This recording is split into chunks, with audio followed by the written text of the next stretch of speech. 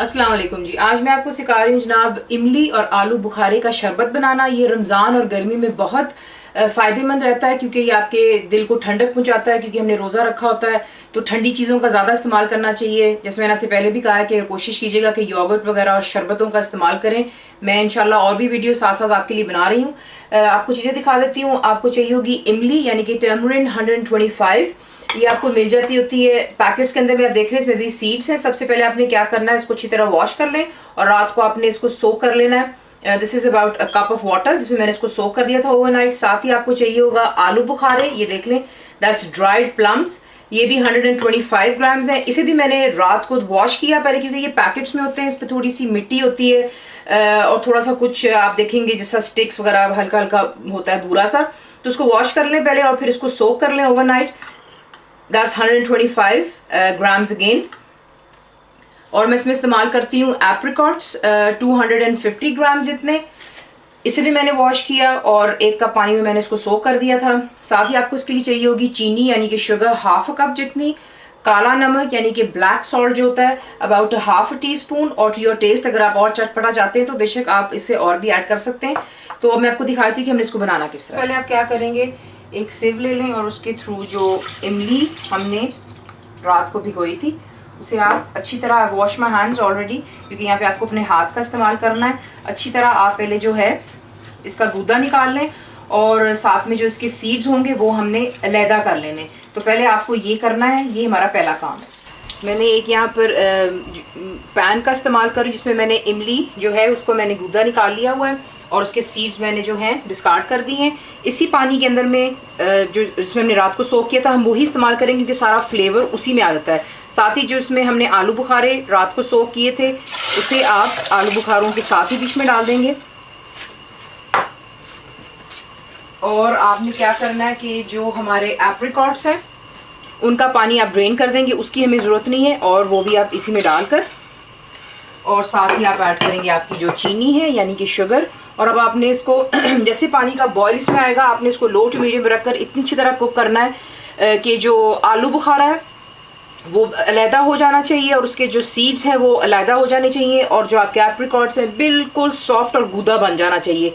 पकते वक्त अगर आपको लगे पानी कम है आप बेशक और ऐड कर सकते हैं, वरना ज़रूरत नहीं, क्योंकि बाद में जब हम इसका शरबत बनाते हैं तब भी हम उसमें पानी ऐड करेंगे ताकि हम अपना शरबत बना सकें। तो let it start boiling, low to medium पे रख लें and cook it very very well.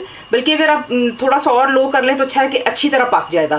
So that's what we need to do. Next मैं आपको दिखाऊंगी हमने बाद में क्या। देख लें कि बॉइलिंग स्टार्ट हो गई हुई है और यहाँ पर आप चीनी अपनी ज़रूर चेक कर लीजिएगा। अगर आपको लगता है कि मीठा कम है आप बेशक अपने जायके के मुताबिक शुगर और भी ऐड कर सकते हैं, मसला कोई नहीं। देखिए हर चीज़ अपने जायके पर होती है, कुछ लोग मीठा कम खट्टा पसंद करते हैं, कुछ लोग मीडियम पसंद करते हैं, यानी कि दोनों इक्वल चीज़ें हों।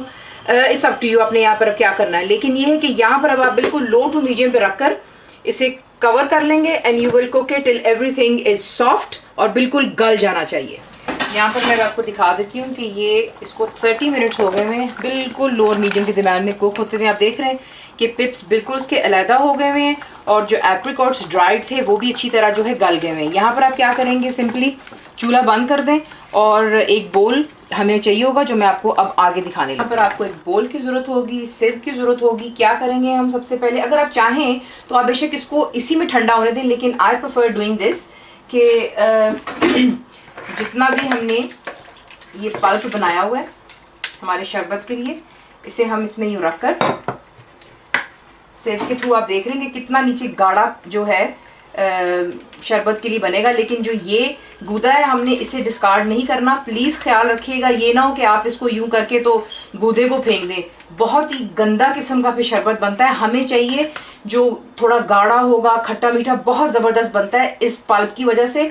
तो आपने क्या करना है, यहाँ पे आपको सिर्फ हल्का सा चमचा हिलाकर तमाम पानी जो है वो निकल जाने दें और सिर्फ को यहीं पर रहने दें। जैसे ही ये गूदा ठंडा होगा बिल्कुल हम सारे पिप्स जो हैं बीच में से, ये देख लें जो सीड्स हैं इनको हमने अलहदा कर देना और फिर हम इसे ग्राइंड कर लेंगे। तो प्लीज़ इसको ठंडा हो जाने दें और इसके जो सीड्स होंगे हम निकाल लेंगे और फिर हम इसे ग्राइंड करें। ठंडा हो जाने पे देख लें मैंने जो जितने भी पिप्स थे गूदे में से निकाल लिए हुए हैं और ये रहा हमारा जो गाढ़ा सिरप बना था।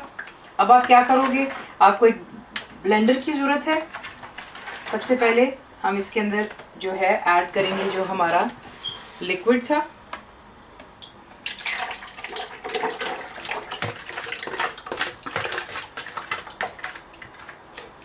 ये इतना मज़ेदार बनता है कि आप यकीन जाने कि अगर आप चाहें तो ये सब कुछ करके आप इसको बेशक बिरयानी के साथ में चटनी के तौर पे भी इस्तेमाल कर सकते हैं। बहुत मज़ेदार बनता है।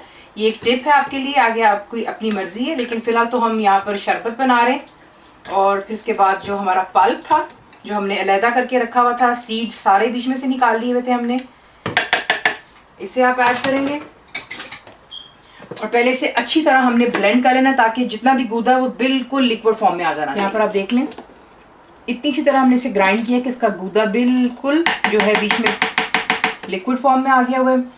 यहाँ पर आप ऐड करेंगे जो आपका काला नमक है।